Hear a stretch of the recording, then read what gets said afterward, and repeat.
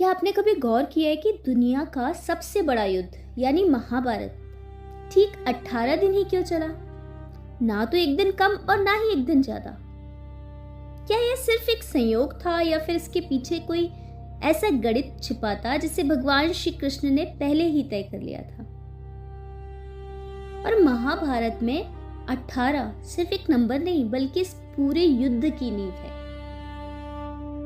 युद्ध से पहले भगवान ने जो गीता का ज्ञान दिया था उसमें 18 अध्याय थे और कुरुक्षेत्र के मैदान में जो सेना जुटी थी वो भी कुल 18 अक्षौहिणी सेना थी, 11 कौरवों की और 7 पांडवों की। और तो और इस भीषण नरसंहार के बाद अंत में सिर्फ 18 योद्धा ही जीवित बचे थे।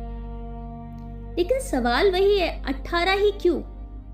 ऋषियों के अनुसार हमारे पुराणों की संख्या भी 18 है और ज्योतिष की दृष्टि से देखा जाए तो 18 का जोड़ 1 + 8 9 बनता है और अंक ज्योतिष में 9 को पूर्ण अंक माना जाता है जो कि अंत और नई शुरुआत का प्रतीक है। और भगवान श्री कृष्ण जानते थे कि अधर्म का अंत करने के लिए इसी पूर्णता की जरूरत है।